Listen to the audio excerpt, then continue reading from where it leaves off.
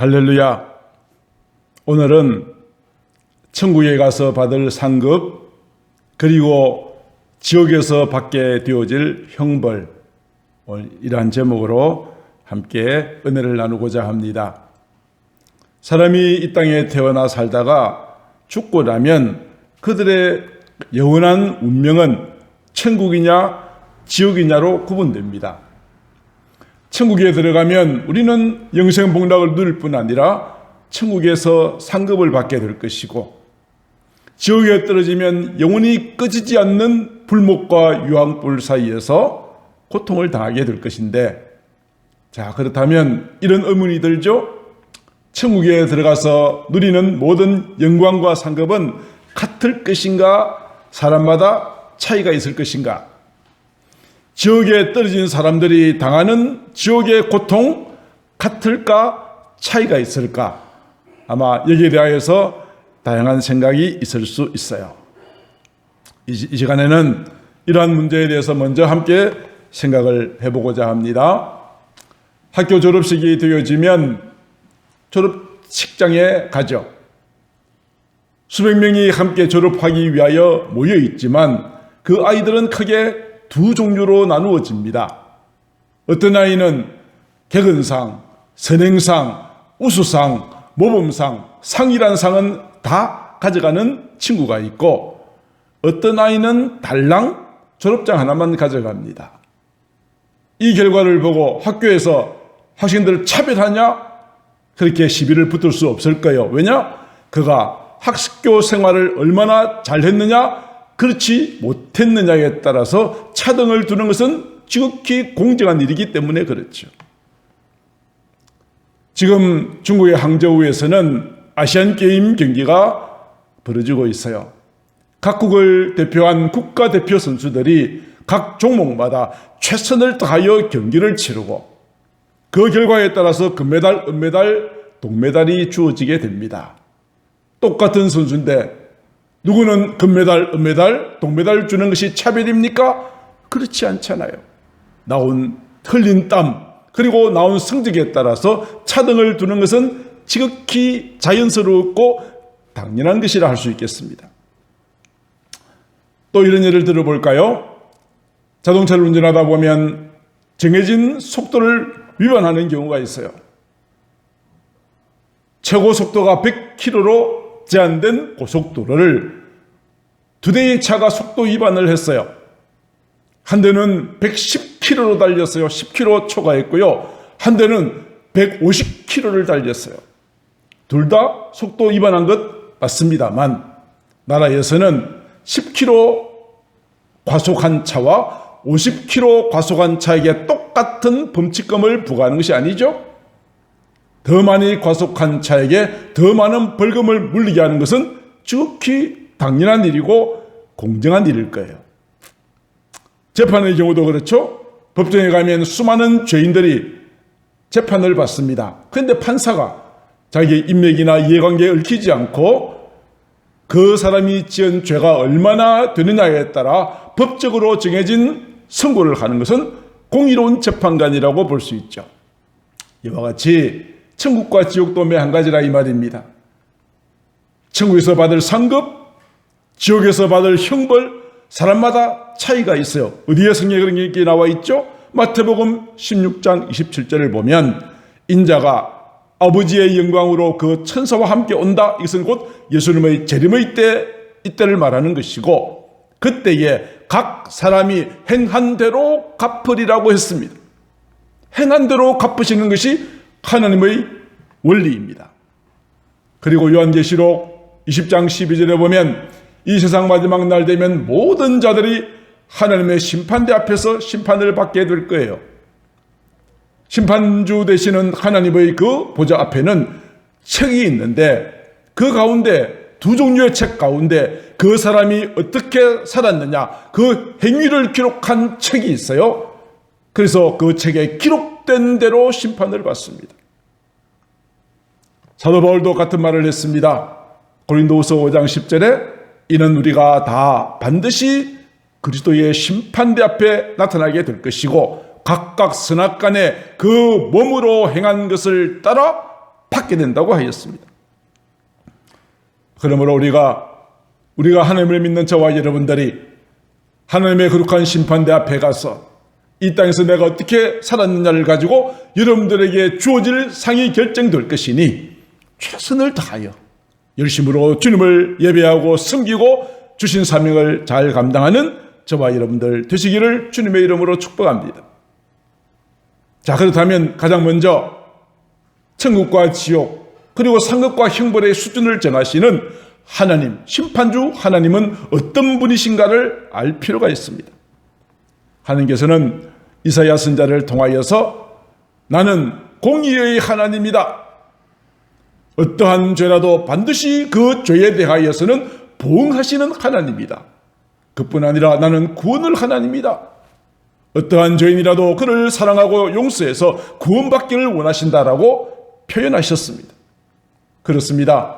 이 가운데 하나님의 공의로우신 하나님, 그래서 하나님은 공의로우심으로 그의 판단은 완벽합니다. 완전합니다. 그리고 불의가 없으십니다. 그뿐 아니라 그 입으로 하신 말씀은 반드시 이루시는 신실하신 하나님이십니다. 하나님께서는 각 사람이 행한 대로 심판을 한다고 하였습니다. 특별히 예수님께서 지옥의 형벌과 관련하여서 누가복음에서 이렇게 말씀하신 적이 있습니다. 주인이 다시 집으로 돌아왔을 때 두 종류의 종이 있다. 한 종은 주인의 뜻을 알면서도 준비하지도 않고 행하지도 않았던 종이 있고, 또 한 종은 주인의 뜻을 몰랐다. 그러나 그가 할 일은 맞을 일을 했다.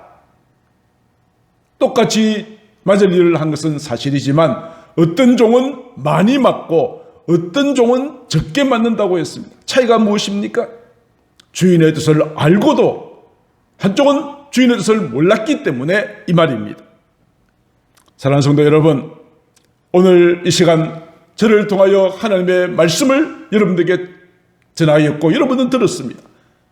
여러분들은 하나님의 어떤 분이신지를 이제 듣고 알게 되었습니다.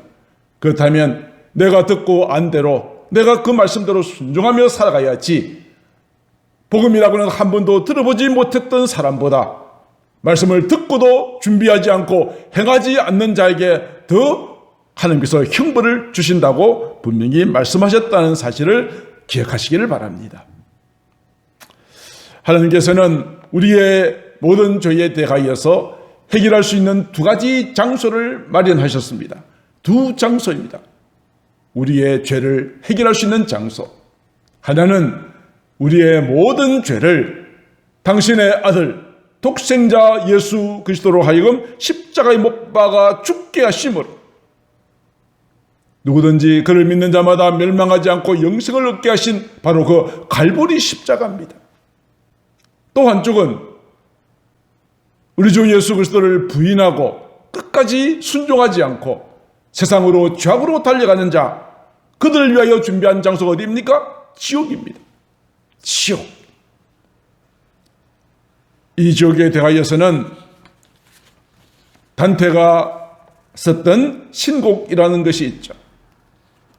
그 책의 지옥 편에서 지옥의 모습을 소상하게 말씀하고 있는데 그 앞부분을 제가 조금만 소개하죠.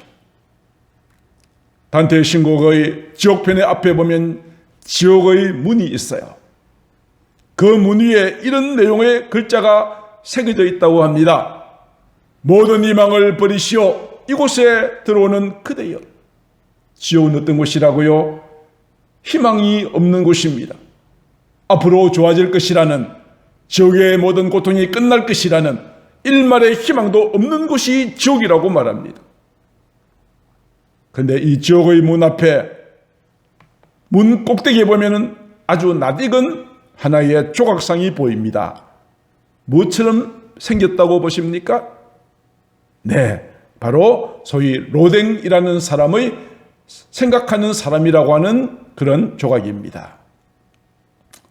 지옥의 문 앞에 왜 이 조각상을 새겨 놓았을까요? 지옥에 들어오기 전에 생각하라는 것입니다. 너희들 자신을 생각하여 보라는 것입니다. 이제 지옥에 들어가면 나는 영원히 빠져나오지 못할 텐데 나는 정말로 나의 죄의 문제를 해결할 예수 그리스도를 영접했는가? 그것을 생각해 보라는 것이죠. 더 늦어지기 전에 예수님을 영접하라는 것입니다. 내가 행한 대로 심판을 받게 될 것이니 지금까지 살아온 나의 삶의 모습이 어떠했는지를 생각해 보라는 것입니다. 즉시 죄악에서 떠나야 하고 맡겨진 일에 충성하고 있는가를 생각해 보라는 것입니다. 이 로댕에 생각하는 사람을 21세기에 생각하는 사람을 재밌게 만든 사진이 있어요. 스마트폰을 들고 있는 이 소년의 모습이 로댕의 생각하는 사람 모습과 비슷하죠.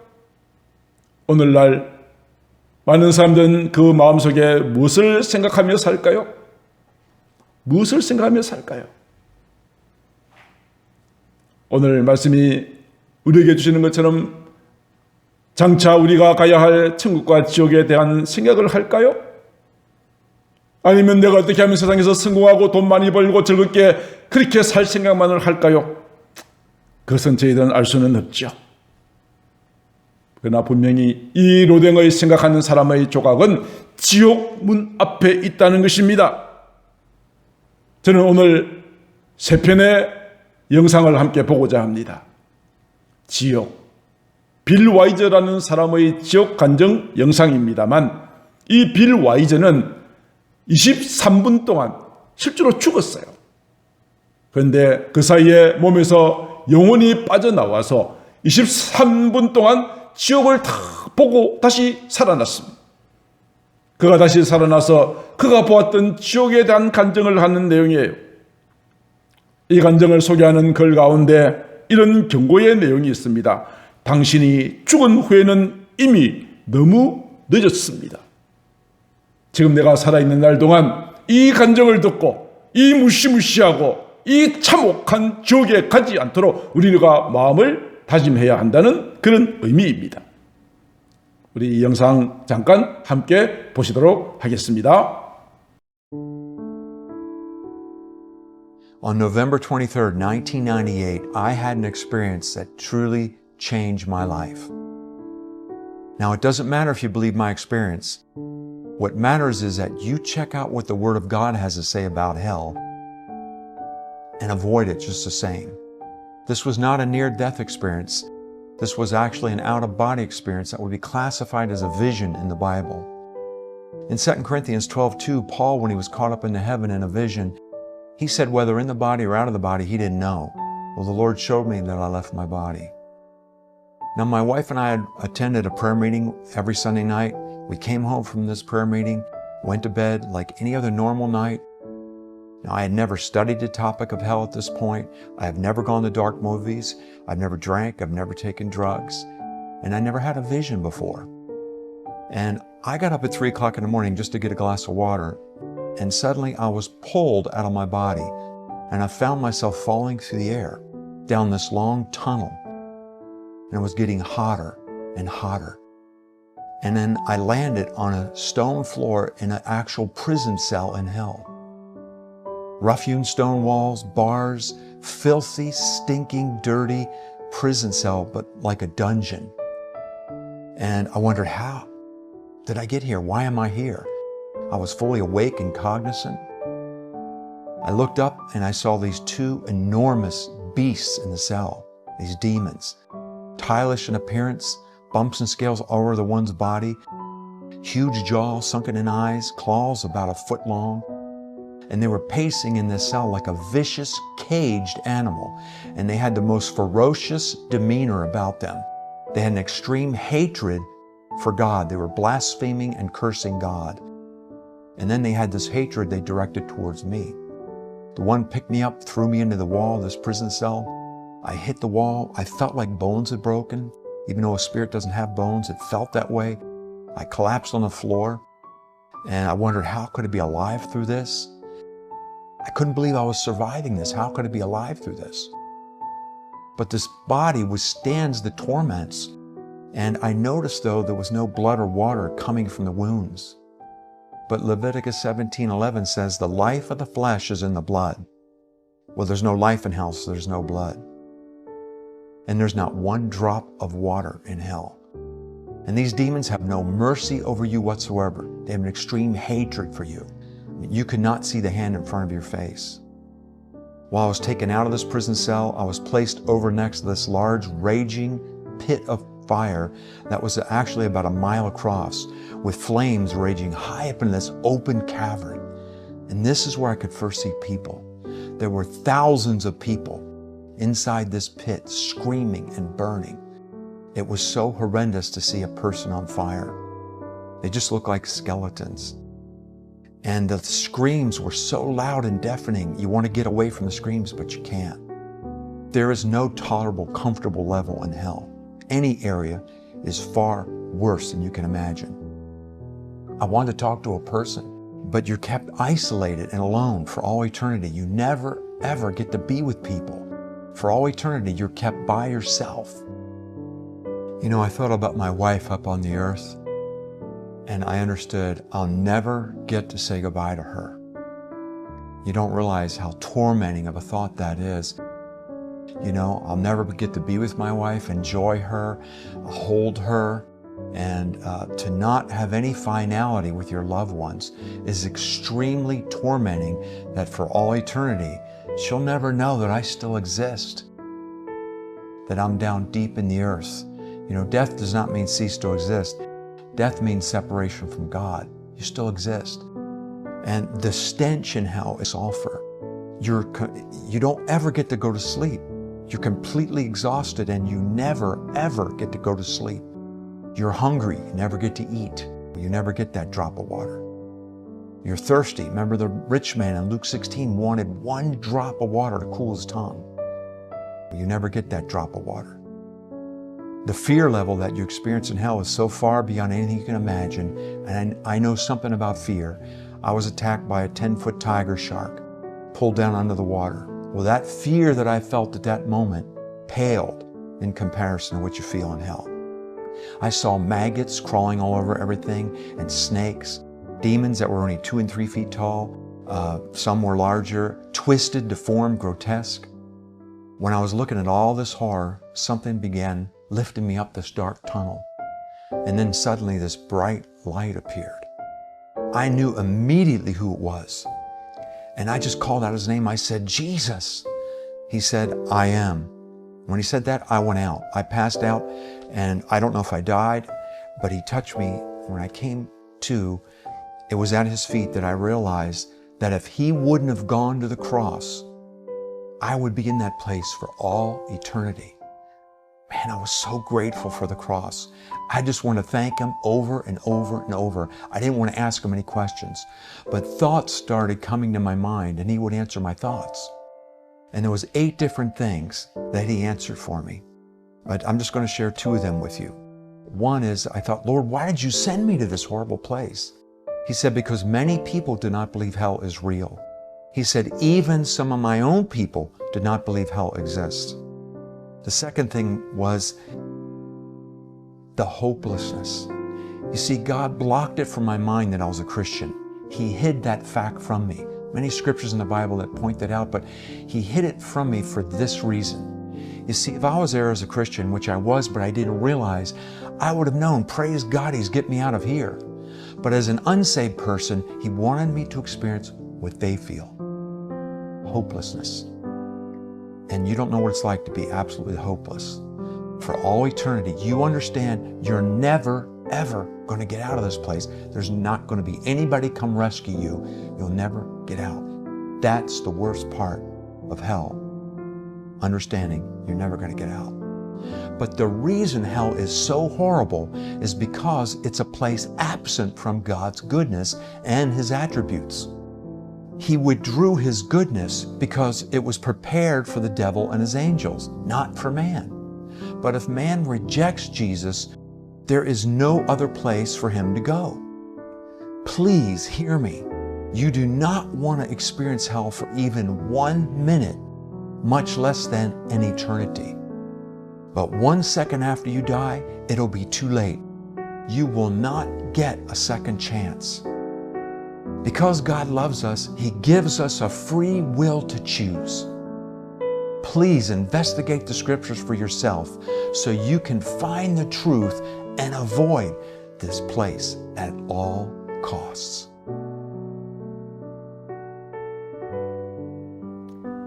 어떻습니까?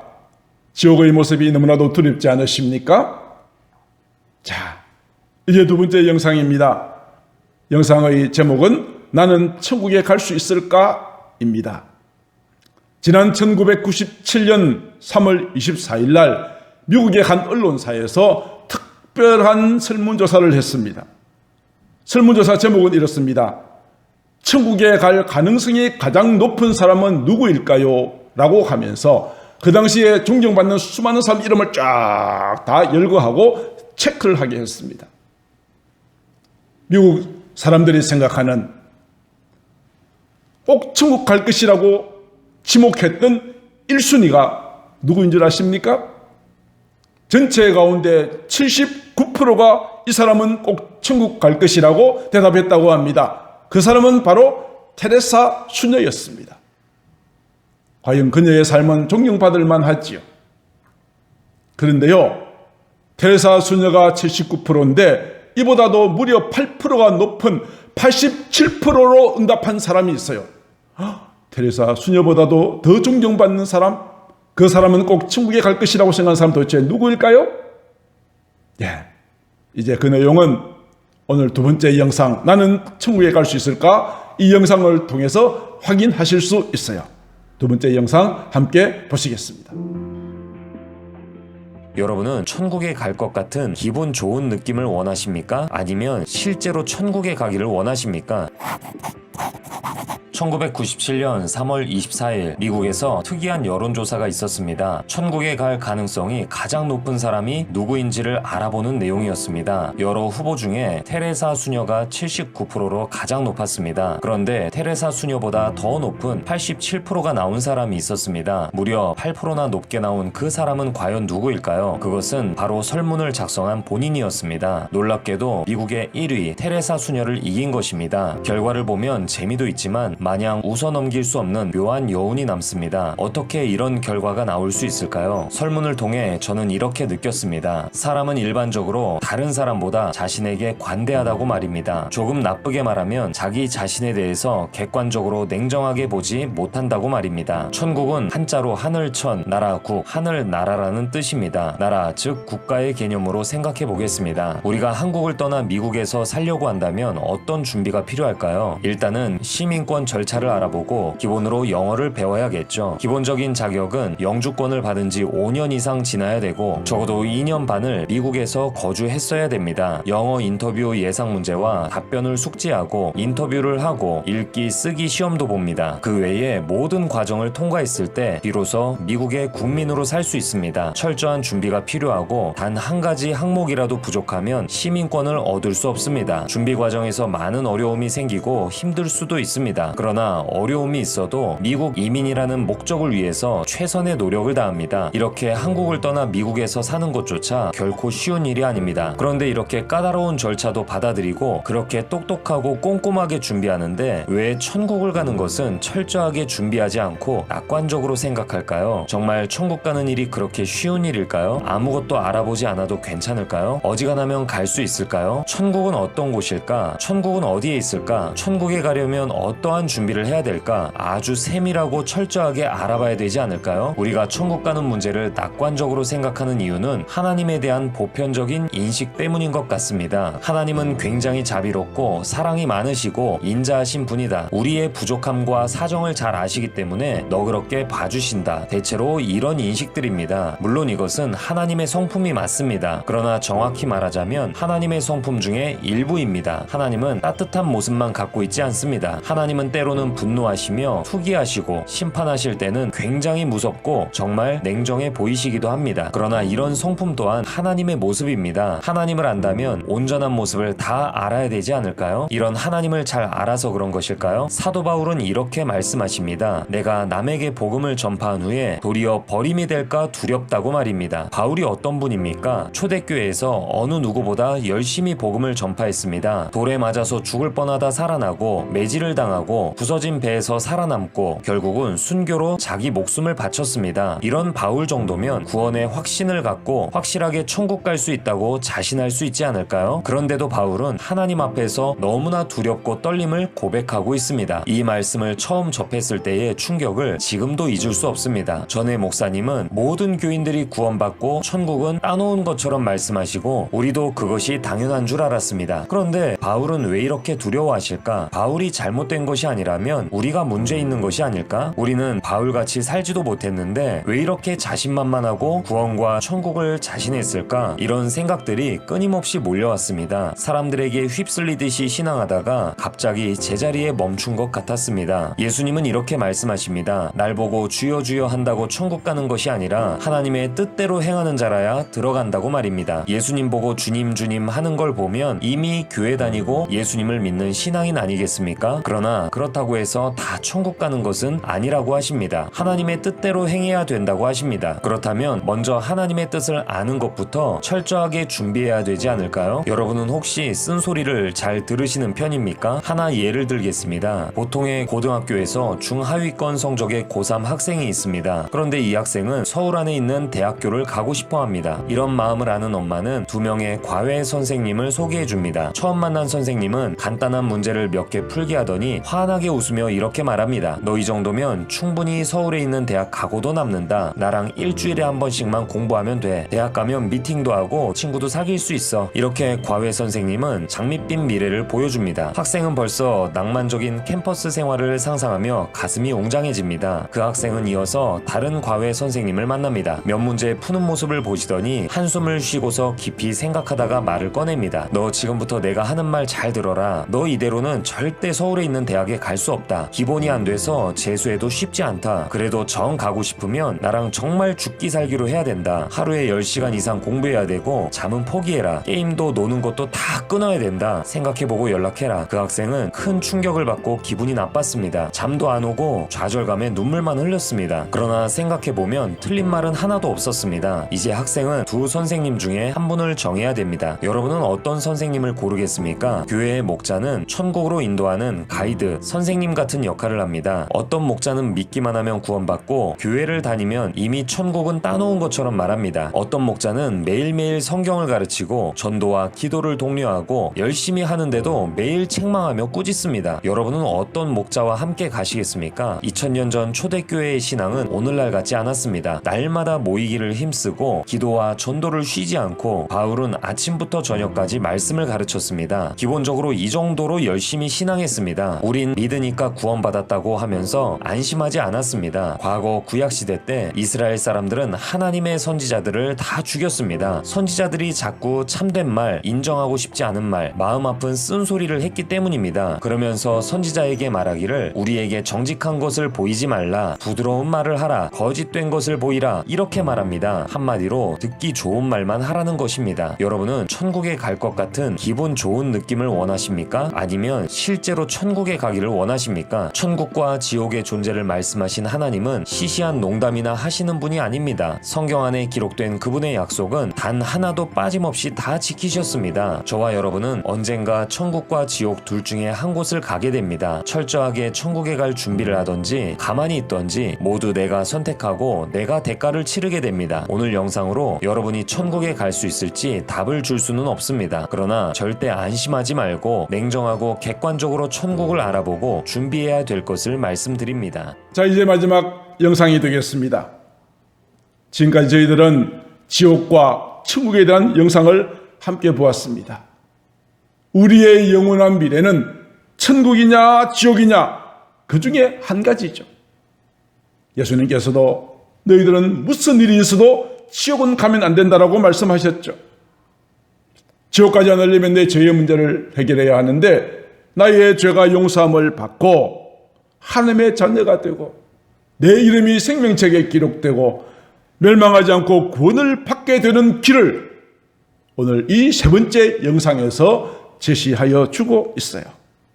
오늘 이 말씀을 잘 들으시고 오늘 이 세 번째 마지막 영상이 오늘 여러분들의 마음을 경각심을 가지게 하는 귀한 기회가 되어졌으면 좋겠습니다. 세 번째 영상 함께 보시겠습니다.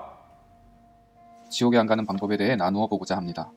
지난 편에 성경에 지옥이 있을까요? 라는 제목을 꼭 시청해 주시고요. 그러면 우리는 모두 지옥에 다 가야 할까요? 아니면 지옥을 피해갈 수 있는 곳이 있을까요? 오늘은 이것에 대해서 알려드리고자 합니다. 먼저 성경 하나 읽겠습니다. 모든 사람이 죄를 범하였음에 하나님의 영광에 이르지 못하더니. 네, 모든 사람이 죄를 범했습니다. 그래서 하나님의 영광에 나아갈 수가 없습니다. 하나님께 나아가지 못하는 이유가 있는데 그것은 바로 죄라는 것입니다. 태어나서 한 번도 죄를 짓지 않는 사람들이 있을까요? 그런 사람은 세상에 존재하지 않습니다. 그래서 모든 사람은 자신이 지은 죄의 값을 받게 됩니다. 성경 더 읽어볼게요. 한 번 죽는 것은 사람에게 정해진 것이요 그 후에는 심판이 있으리니. 네, 죽으면 그 후에 심판이 있다고 하네요. 너희가 어찌하여 내 형제를 비판하느냐? 어찌하여 내 형제를 업신여기느냐? 우리가 다 하나님의 심판대 앞에 서리라. 여기도 모두가 그 심판대 앞에 선다고 합니다. 이는 우리가 다 반드시 그리스도의 심판대 앞에 나타나게 되어 각각 선악간에 그 몸으로 행한 것을 따라 받으려 함이라. 여기서는 우리 모두가 다 살아왔던 행실들을 가지고 심판대 앞에 선다고 합니다. 사람은 모두 죽죠. 그리고 그 후에 하나님의 심판대 앞에 선다고 합니다. 심판대 앞에 서게 되면 어떻게 될까요? 우리의 죄에 따라서 형벌을 받을 것입니다. 이 형벌을 받는 곳이 지난번에 말한 지옥인 것입니다. 지옥은 절대로 가면 안 되는 곳이죠. 그러면 이 지옥을 가지 않는 방법이 있을까요? 다시 처음으로 돌아가면 모든 사람은 죄를 범하였고 하나님의 영광에 이르지 못했습니다.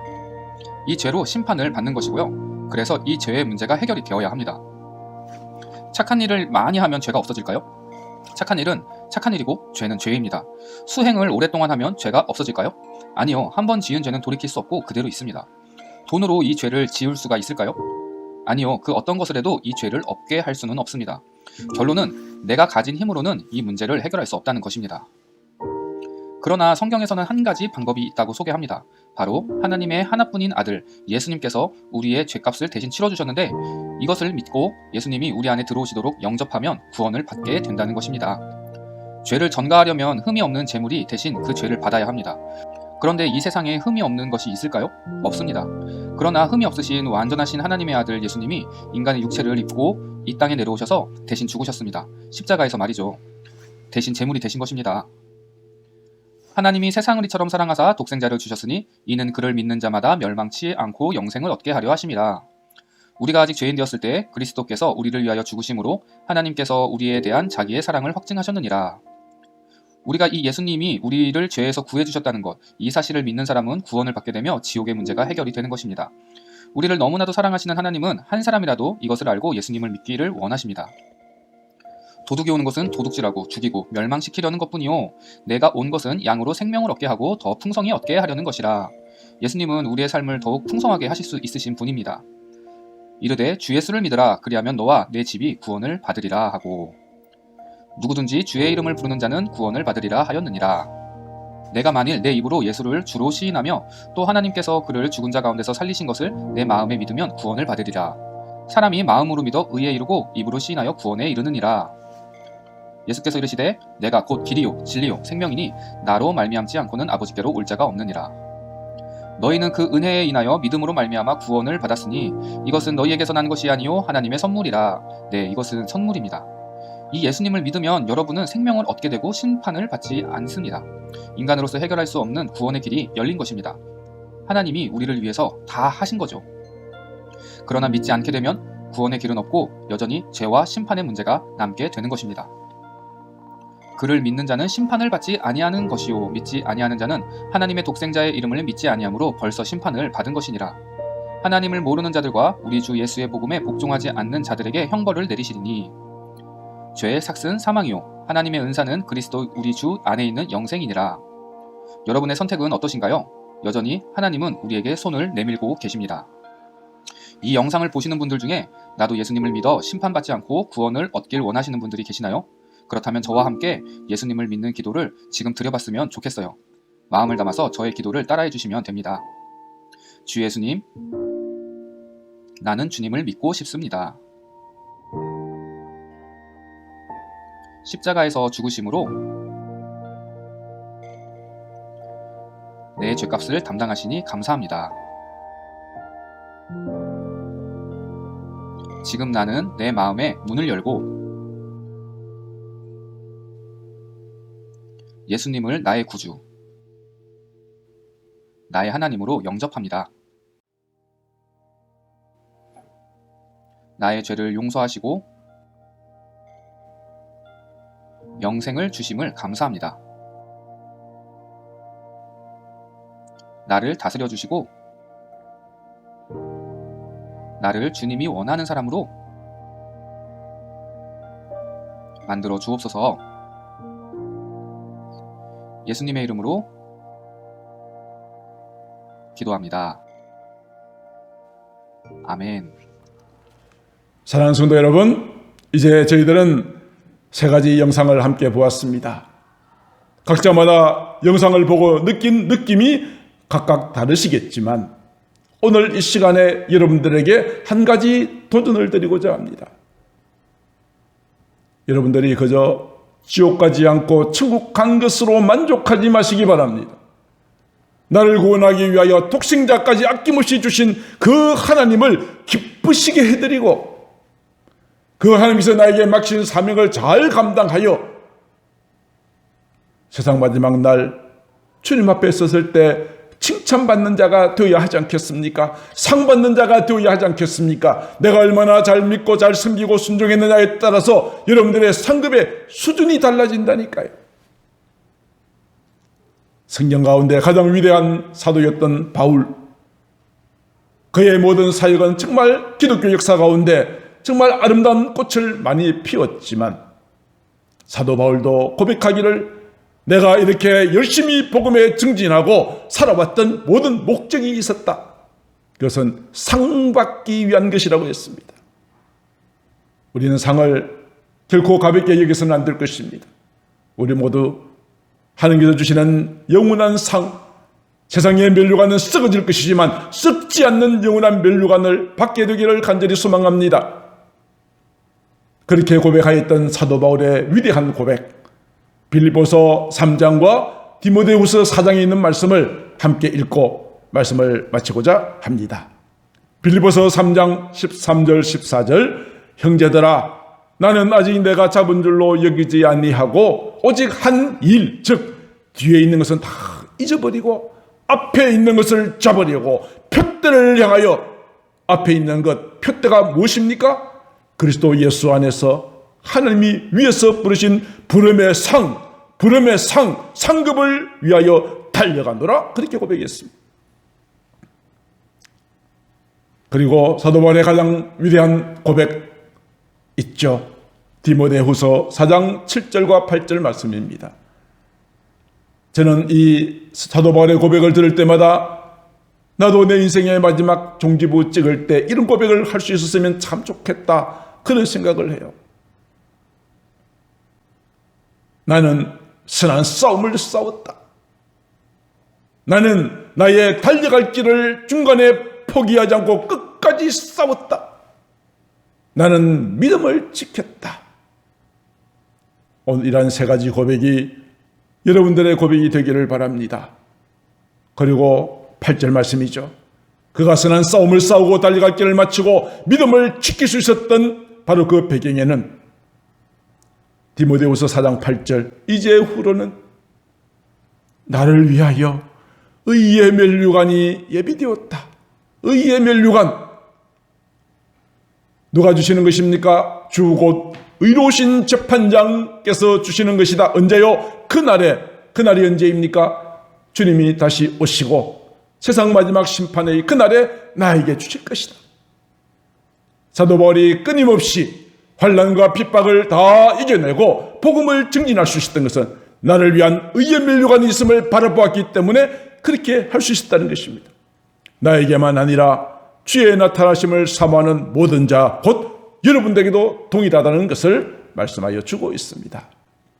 사랑하는 성도 여러분, 이제 오늘 사도 바울의 이 위대한 고백, 부름의 상을 향하여 의의 면류관을 바라보면서 끝까지 달려갔던 것처럼 오늘 이 시대 믿음을 지키는 것이 어렵고 힘든 시대이지만 우리도 중간에 포기하지 말고 끝까지 믿음으로 승리하시는 저와 여러분들 되실 수 있기를 주님의 이름으로 축복합니다. 기도하겠습니다. 존귀하신 하나님 아버지, 은혜와 사랑을 감사합니다. 우리의 죄와 연약함으로 마땅히 멸망받아야 하였지만 하나님께서 나를 사랑하사 독생자 예수 그리스도를 이 땅에 보내어 주시고 누구든지 그를 믿는 자마다 멸망하지 않고 영생을 얻게 하심을 감사합니다. 이 은혜, 이 사랑을 이제 내가 받아 하나님의 마음을 기쁘시게 하며 주께서 맡기신 사명을 위하여서 내 앞에 보이는 표대 부름의 상을 위하여 의의 멸류관을 향하여 믿음으로 증진해 나가는 저희들 되게 하옵소서. 아직도 복음 듣지 못하여 영원한 지옥으로 떨어질 수밖에 없는 영혼들을 향하여 주님의 귀한 사랑의 손길을 펼 수 있는 저희들이 되어질 수 있도록 인도하여 주시옵소서. 사랑이 많으신 우리 구주 예수님 이름으로 기도드리옵나이다. 아멘.